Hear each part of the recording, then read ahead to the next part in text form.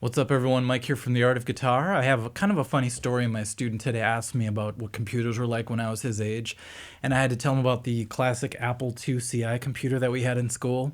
And I had explained to him that no, that's not a printer underneath the monitor, it's actually the computer, because he was wondering.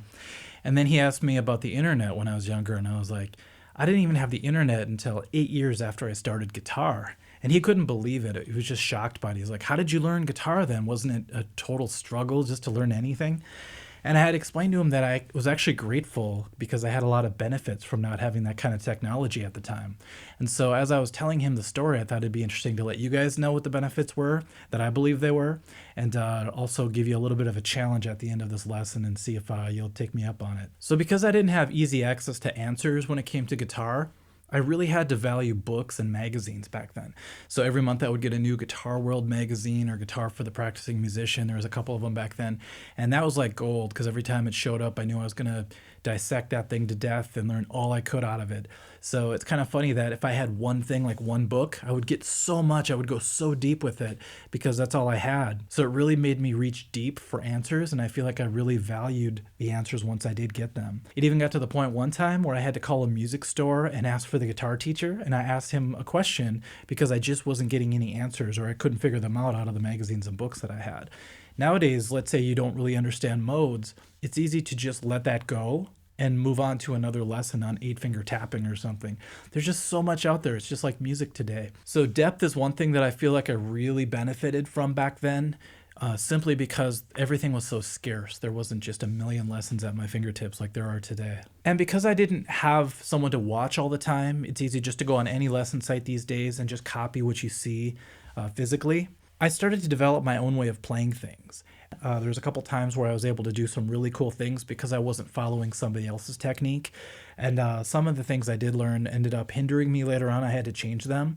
But I really believe that it contributed to my own style because I didn't have all these examples to look at. And one of the greatest things that can contribute to a lack of technology are all the exercises and routines that I came up with myself because I was struggling with something.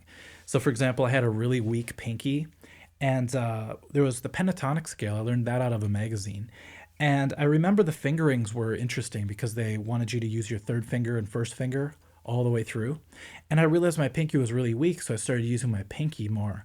And then I started thinking, well, if I do that, why don't I just make an exercise where I just walk to each string using these two fingers since they felt so weak? And then my fingers started to fatigue because, this exercise is just a killer. Now it's part of the spider exercise that I teach on the website. So I had to develop a stretch routine for my fingers, and that's where the finger yoga stuff came from. Once again, it was from necessity and from not having a lot of examples to follow. So I created the finger yoga. I didn't call it that back then. I just called it the finger splits back then. And then from there, it kind of evolved into what it is today. So one time my dad surprised me. He said I could go to the store and buy a tab book.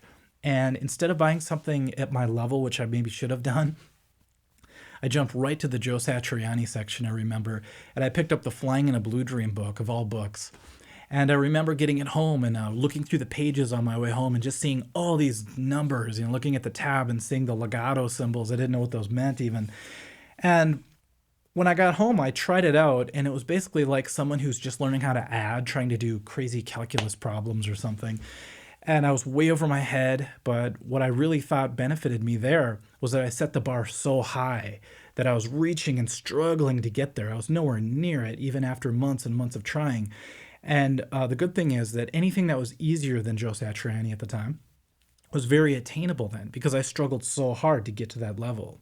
And so, whether it was just simple riffs from other bands, like trying to play Crazy Train or whatever, that seemed a lot easier than the stuff that I had the book for. And so the benefit there is setting your sights really high so that no matter how far you get, you're better than you would have been if you just would have stayed down here the whole time. So I struggled and struggled, and eventually I got to the point where I could play that stuff in the book, but that took years, you know what I mean? But in the struggle, I learned so much, and it brought up so many other questions. I talked a while about throwing away your tuner for a while, and learning how to tune by ear. It's very important to do. Back then, I had no choice. If I wanted to tune my guitar, I didn't have a fancy electronic tuner for a long time. I had a pitch pipe, and I also had cassette tapes. So I would play a cassette that I knew started on a certain open string, and I would tune to that, and then I would either do the fifth fret method or the harmonic method once I learned how to do that, and it really helped my ear develop in a good way, I believe. And when it came to transcribing songs, it was a whole different world back then.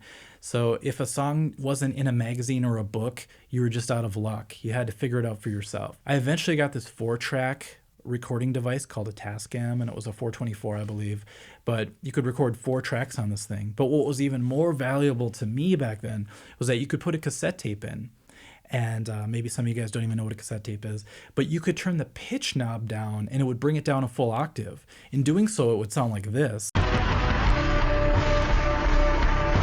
Very hard to pick things out of that, but it was in tune, but an octave lower, which made it play really slow like you just heard. But it gave you a chance, it gave me a chance to actually try to figure things out for myself.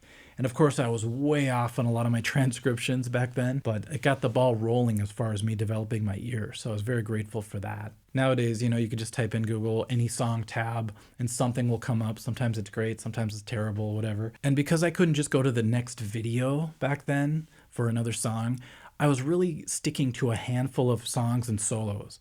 So I feel like I obsessed over very few things. It was like taking a big spotlight and narrowing it down to like a laser beam. And it was easy to do that back then because there wasn't a million choices, like I said earlier.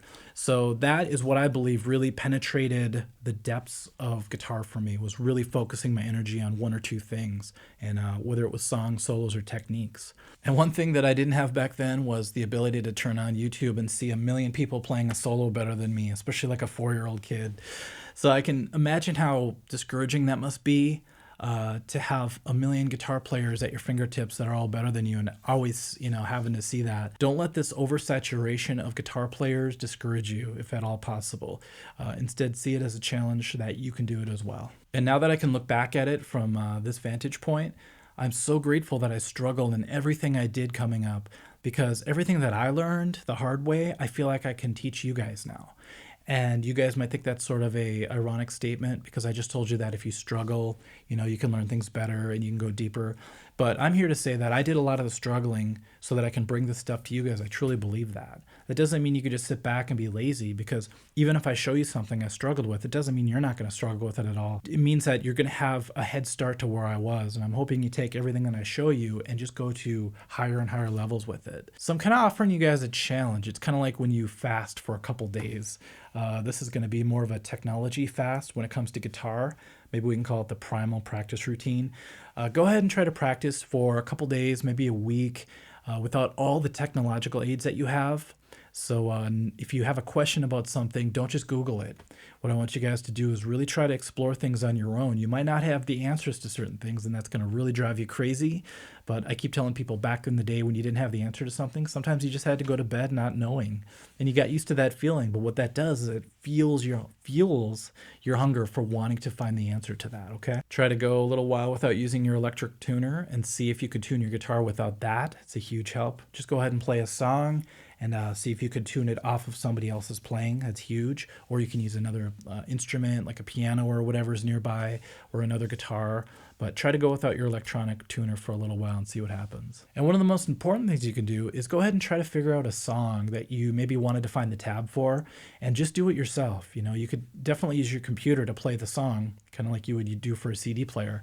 But don't look up any tab, don't look up any lessons, and see if for 1 week you could do things on your own.